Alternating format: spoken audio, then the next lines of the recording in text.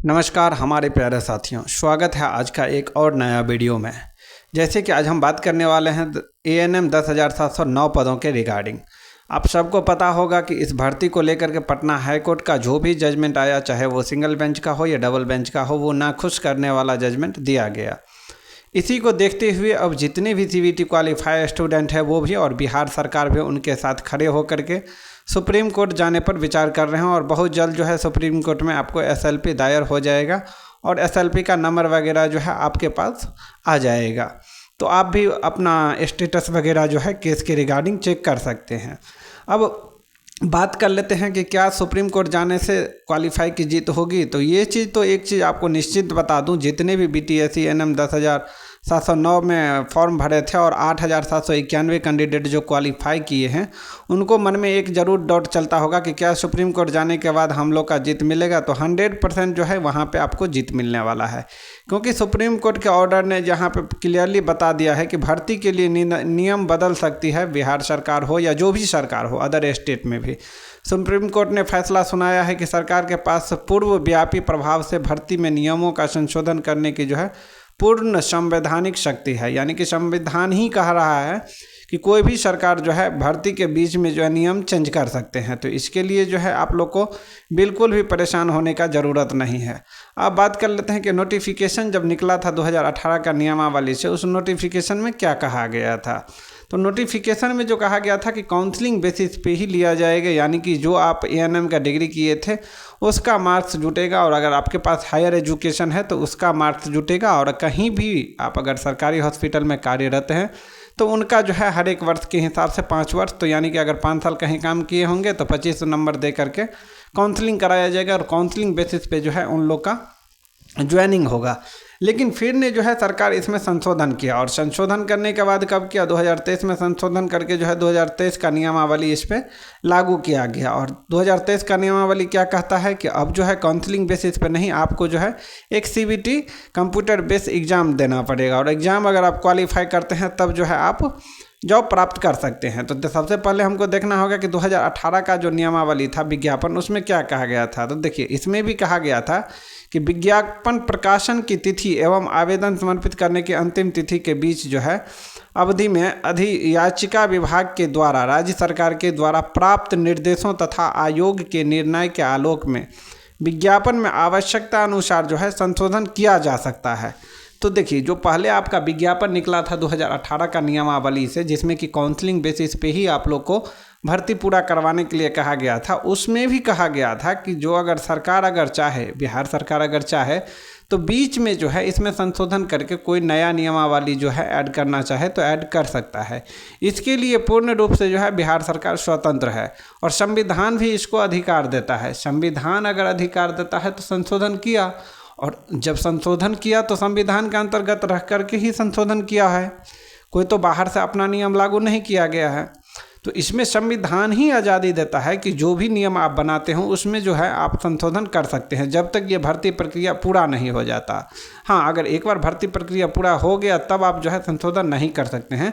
लेकिन यहाँ पे जो है भर्ती प्रक्रिया पूरा नहीं हुआ था, क्योंकि जितने भी संविदा कर्मी हैं उन लोगों को काउंसलिंग नहीं करवाया गया था। सिर्फ और सिर्फ फॉर्म भर के सिर्फ जो है स्क्रूटनी का एक लिस्ट जारी किया गया था, उसमें भी जो है सारे स्टूडेंट का नाम वाइज नहीं, सिर्फ एक माध्यम पेपर के कटिंग के माध्यम से एक बताया गया था कि 32,000 प्लस कैंडिडेट का स्क्रूटनी में नाम आया है, उतना ही बताया गया था, ना कि उन लोगों के जो है काउंसलिंग वगैरह करवाया गया था। तो इसलिए नियमावली चेंज कर सकता है गवर्नमेंट। लेकिन अभी अगर देखा जाए तो क्वालिफाई स्टूडेंट के साथ तो ऐसा नहीं हुआ है। क्वालिफाई स्टूडेंट के साथ एग्ज़ाम, फर्स्ट ऑफ ऑल ये तो एग्ज़ाम क्वालिफाई किए हैं, आप सब समझ सकते हैं कि एग्ज़ाम जो है कितना टफ था, तभी तो 48,000 कैंडिडेट बैठा था और सिर्फ 8,791 कैंडिडेट ही क्वालिफाई कर पाए। सेकेंडली उन लोग का जब एग्ज़ाम क्वालिफाई कर गए उसके बाद जो है आपको उन लोगों को पटना बुला करके सब लोग को काउंसलिंग करवाया गया। जो भी विकलांग कैंडिडेट थे, यानी जो भी हैंडीकैप कैंडिडेट थे, उनको भी काउंसलिंग करवाया गया। तो बीच बीच में और काउंसलिंग करवाने के बाद फाइनल जो है उन लोग का सिलेक्शन होने वाला था, तब जो है यहाँ पे केस का जजमेंट आया है।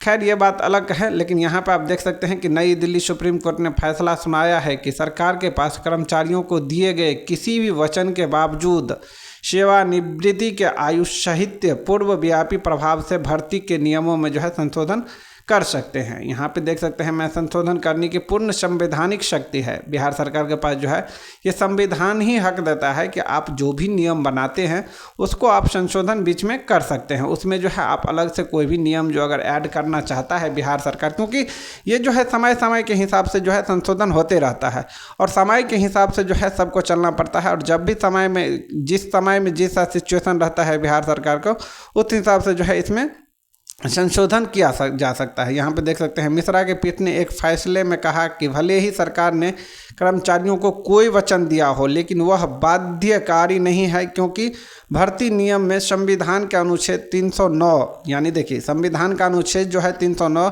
ये पूर्ण रूप से सहमति देता है कि बिहार सरकार जब चाहे इसमें जो है संशोधन कर सकता है और नया नियम जो है लागू कर सकता है। ये जो है संविधान का अनुच्छेद 309 पूर्ण आज़ादी देता है बिहार सरकार को और इसी के अंतर्गत जो है ये संशोधन हुआ है। न्यायमूर्ति काटजू ने कहा है कि जब संविधान के अनुच्छेद 309 के तहत नियम बनाए जाते हैं तो किसी को कोई शपथ पत्र देने की आवश्यकता नहीं होती है और नियम को किसी भी समय बदला जा सकता है। तो देखिए यहाँ पे जो है जब 309 संविधान कोई भी नियम बनाने का अधिकार देता है तो 309 में ही ये भी अधिकार दिया जाता है कि आप कोई भी संशोधन जो है बीच में कर सकते हैं। इसके लिए बिहार सरकार हो या कोई भी स्टेट का सरकार हो, किसी तरीके से आप बाध्य नहीं है। ये आज़ादी आपको संविधान ही देता है।